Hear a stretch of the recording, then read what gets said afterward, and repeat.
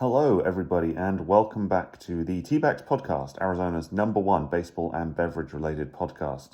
I am recording this early in the morning here in London, following the conclusion of the Dbacks Padres series, and since it's an early episode and it's in need of a bit of a wake-up, we are here with a piping hot cup of English breakfast tea, going straight down the middle with the old reliable on this one. And I got to start this series with a bit of an apology to the Padres. As you might have seen in the episode title, I've titled this one "Forgive Me, Padres," and it's not for I have sinned, but I really wasn't familiar with their game. But they play some really solid, confident baseball, as we saw in the first two games of this series. Obviously, it's a stacked lineup. We've got Xander Bogaerts, Fernando Tatis Jr., Ha-Seong Kim.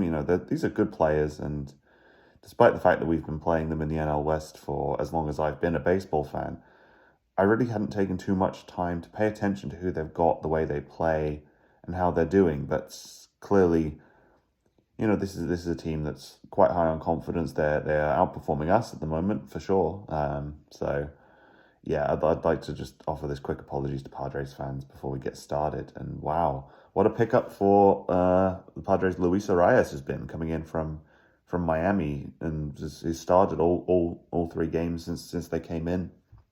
What a kind of pickup they've been. The sort of trade where you look at it and you think, oh, well, they really have kind of stolen a top-notch player off of the Marlins there. So that's the kind of boost that I'd kind of hoped the Dbacks would have gotten off of somebody like Jock Peterson, but clearly not. You're always going to have the what ifs and buts, and what if, Jorge Soler from the Giants had been the off-season pickup instead, but, Jock does okay. Obviously not as perfect as we wanted them to be, but they're not that bad. But if we're gonna go ahead and ignore the first two games of this series, it was kind of a roll over and die performance in the first two games.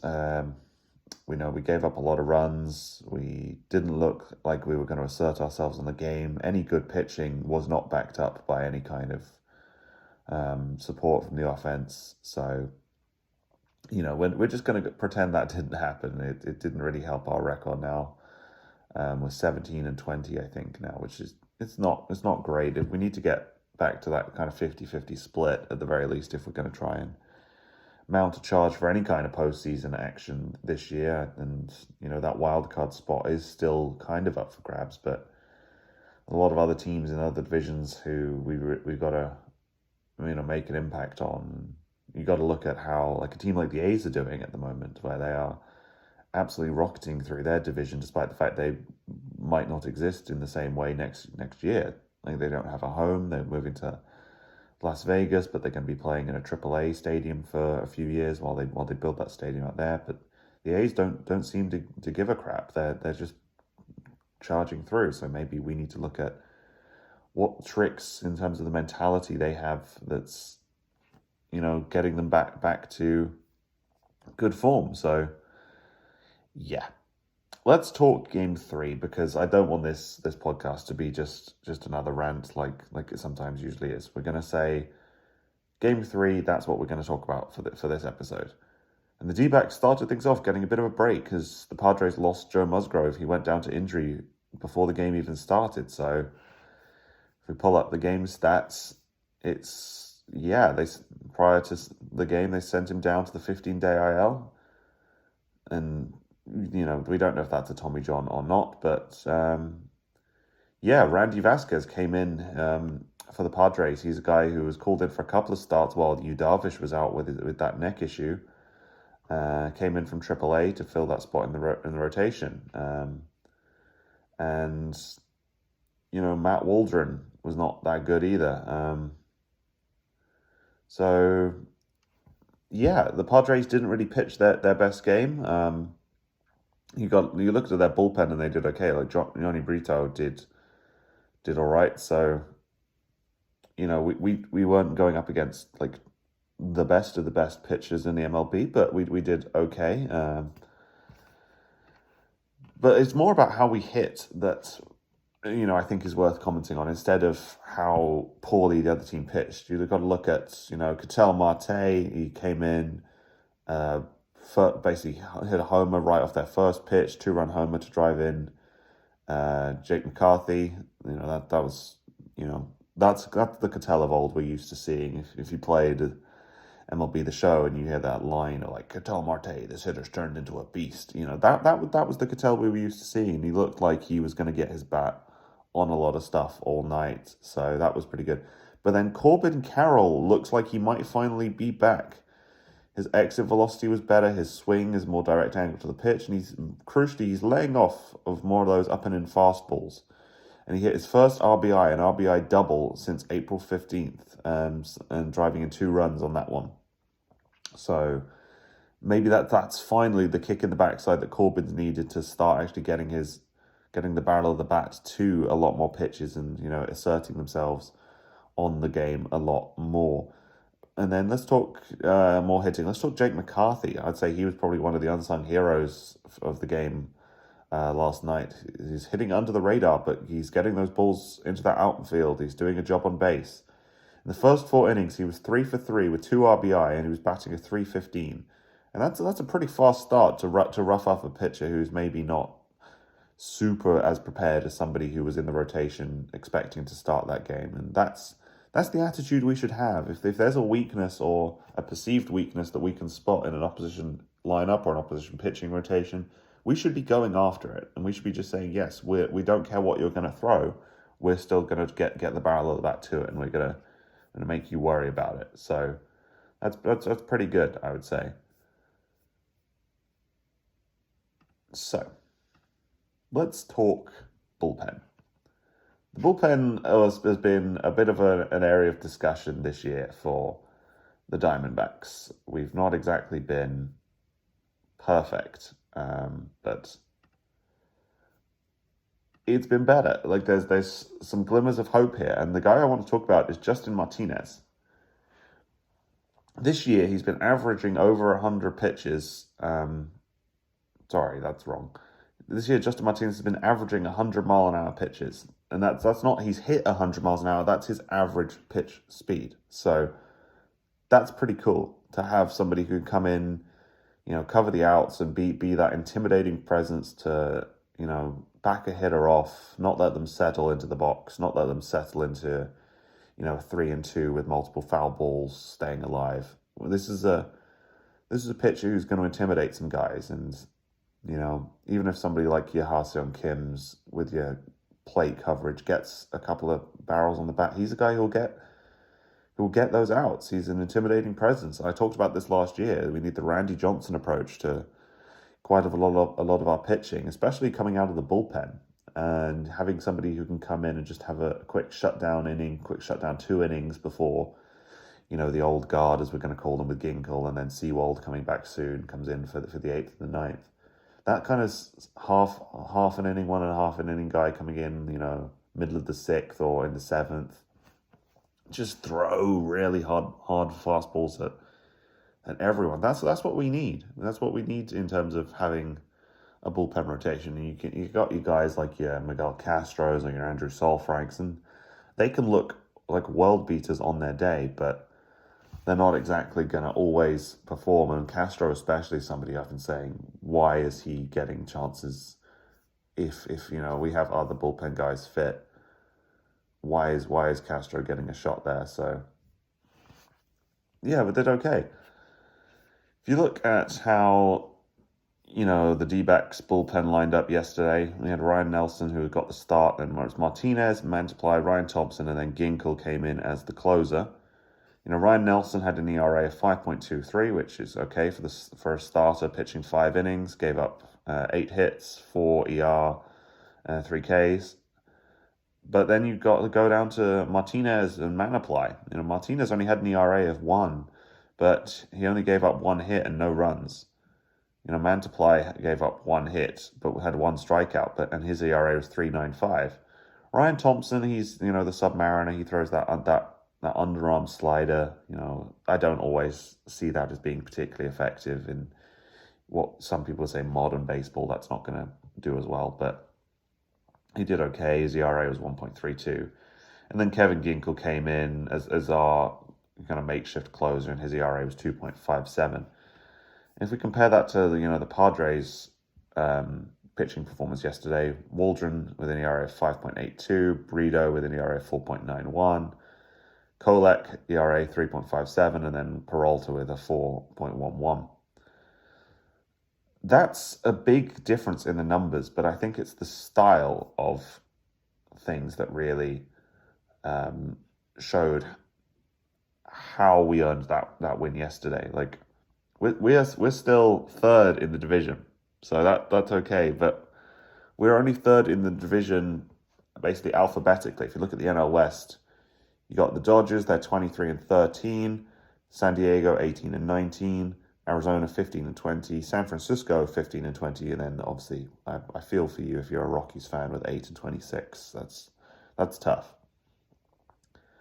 So third/fourth in the division's okay. I'll take joint third in the division if you told me this was where we were going to be so far this year. San Diego having a good year, so that's I think they were taking the series 2-1, but they didn't sweep us because there's a bit more of a, I'm not going to say spunk to the Dbacks, but it's something like that where we're not willing to just roll over and die and let ourselves get swept. We jumped on, Waldron, their starting pitcher. He only pitched 3 innings and he gave up 8 hits in that time, whereas Nelson gave up 8 hits in 5 innings.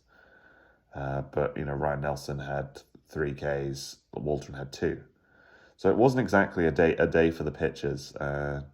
But in terms of form, you got to look at Padres coming to the Diamondbacks. They're 10-7 away, whereas we're only 9-10 at home. So Chase Field isn't exactly a fortress for us to defend.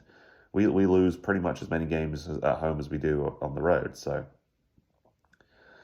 the attitude there is probably not as good as it should be. We need to start working on, not just like getting behind Corbin, trying to G him up, but getting on top of opposition is when they come to Chase Field. I think that's something that we as a fan base have to work on.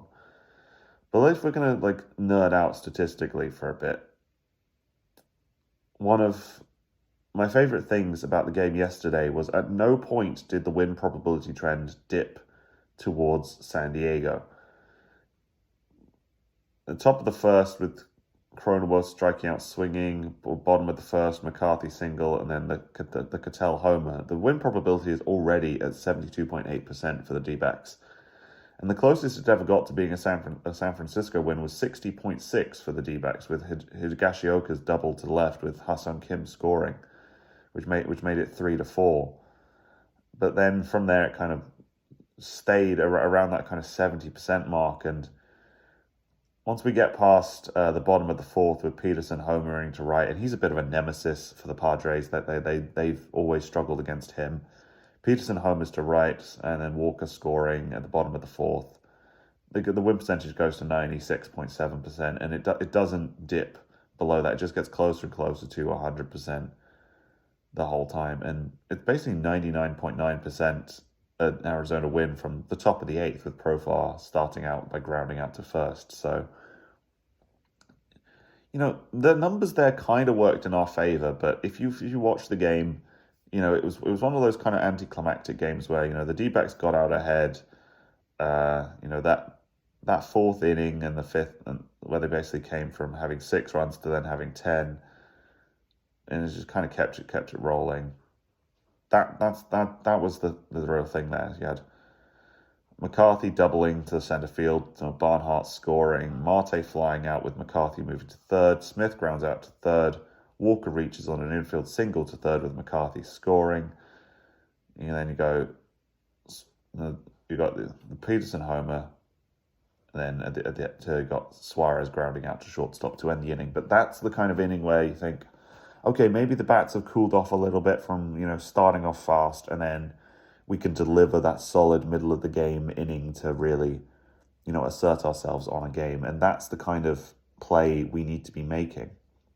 If you look at how the Dodgers are doing, or you look at how, the Rays are doing, these are teams that, have stacked lineups, but don't always choose to use them in what some would say is the most logical way. But it doesn't matter what inning these guys are coming in on, they are going to hit regardless of the pitcher that's coming up against them.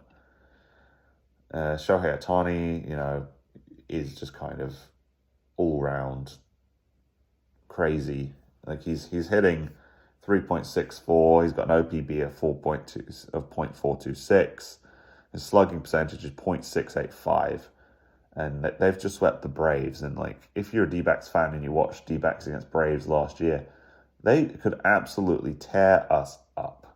They've got some really good players. You've got to look at Ronald Acuna Jr., obviously, but they wiped the floor with us several times last year. But then you look at, below Mookie Betts' 27 runs batted in with 6 homers. Shohei's got 10 home runs. Below that in their hitting stats, let's pull that up. Below them in their hitting stats, you start looking at, once you get below Ohtani, Betts, Hernandez, Freeman, Smith, and Muncy, you got James Outman, Gavin Lux, Enrique Hernandez, Andy Pages, Chris Taylor, Miggy Rojas, Austin Barnes, Jason Hayward, Taylor Trammell. These are not guys who we'd say they're going to always be perfect. Like Trammell's struggled a little bit. He's not got a hit, but he's only had 6 at-bats, and he's the guy who's kind of come up and down from AAA and back and forth just to provide some cover for Hernandez out there in left field. And Hernandez has 26 at-bats and 16 hits. That's crazy in terms of GP. In terms of homers, they're all chipping in. Andy Pages, he's got 4 home runs on 69 at-bats with 12 RBI. So what are we going to do about that? Like, if you look at everyone aside from Taylor Trammell and then Outman and Lux, their average is all above 0.25, which is the bare minimum. But you got an OPB of 426 and then 459, 320, and 411 off the top 4 hitters in that Dodgers roster. If you wanted to compare that with our stats, which I'm going to pull up now, NL West Diamondbacks, let's look at how we're hitting here. And I think it'll tell you a bit of a story that there's not exactly confidence there. So our team leaders, the batting average obviously is Ketel. He's 0.307. He can really hit anything. Walker's got 7 home runs, 24 RBI, and he's got the highest OPP with 0.391. And Ketel Marte has the highest hits off of 42, which is 137 at-bats. So the trend is a little different than what you'd expect there. But the fact that we've all been talking about Corbin Carroll going through a hitting slump, he's had 128 at-bats and he's only had 26 hits. And his average is 0.203 with an OPB of 0.297. And he's our third strongest batter looking at the statistics here, in terms of somebody who's taken the most at-bats. But then our list of people who have had at-bats for us this year is crazy. Like, we've had 5 pitchers who've had to step in and try and get a hit at various points because we've run out of people coming off of the bench. Scott McGuff's had been in there. He's had 1 at-bat. But then we've got to look at Ginkel, Manaply, Jarvis, and Martinez, who would have come round for an at-bat because we just didn't have anyone else. Sure, everyone's getting excited about, Blaze Alexander. He's coming in. Out of 70 at-bats so far, he's got 20 hits. And he's got 3 homers, 13 RBI. And his average is 286 with an OPB of 375. But it seems the management of, our prospects like that. Torey Lovullo's potentially going to pull a moment where, when Alek Thomas comes back off of the IL, he's playing well in Reno at the moment. If Alek Thomas comes back off the IL and, somebody's got to get sacrificed on that roster, how do you fit Jake McCarthy, Blaze Alexander, Alek Thomas, and Corbin Carroll in that same lineup? Because, it seems like Torey's really reluctant to bench Lourdes. And you can play, Lourdes as a DH, but then you don't get Jock Peterson. And, there's only 3 spots in that outfield. Who's going to play where? So I think that's going to be a dilemma that we are going to have when they come back in. Obviously, we're going to see, Pavin Smith probably drop back to AAA. Randall Grichuk is another one in one of those outfield spots. He's been doing okay, actually. I'm not going to pile onto him. Randall Grichuk's 46 at bats and is averaging 2.61, but he's only hit one homer and he's only got 12 hits off of 46 at bats. So it's not great, but I'm not going to pile onto him because he's a utility guy. That's what he's there to just play when he plays. But in terms of random pickups, Tucker Barnhart's playing a lot more than we'd probably have expected. Gabby Moreno is getting rested a lot more, and towards the end of the postseason last year, we didn't really get what was going on with Gabby's hitting. But this year, 87 at bats, 21 hits. But he hasn't hit a home this year. He hasn't hit a home run the whole of this year. So maybe we're seeing, Gabby, going a bit cold. He's still performing well in terms of, his defensive stats. If you look at Gabby's defensive stats, he's still, the same guy we're used to. So he's played 28 games, and he's doing okay. And people say don't run on Gabby. People are still trying that on him, but he's working on it. He's getting there. But yeah, he's not hit solidly for a while. In the last 7 days, he's only hit 2 RBIs. He's had 15 at bats, only 4 hits, 2 RBIs, and 1 strikeout. So he's covering the plate okay, but you've got to look at the comparisons between him and Tucker Barnhart. Barnhart's playing more than I would have expected him to come in. I know he was coming in sort of as cover there, but still, you'd maybe expect to see a bit more out of Gabby. But I'm going to choose to focus on the positives, the guys who the fans like to rally around. Marte, Walker, Corbin Carroll, they were all hitting pretty well last night, so we will take that. And I think that'll just about wrap it up for this episode. It's a short and sweet, quick 20-minute wrap-up of, some of my thoughts based on the game last night.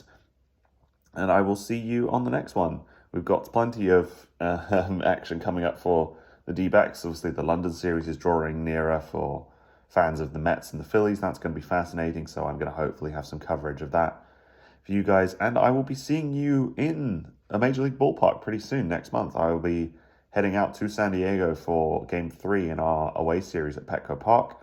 And hopefully I'll be seeing you at Chase Field for at least one of the games against the White Sox. So if you spot me out of the ballpark, come say hi.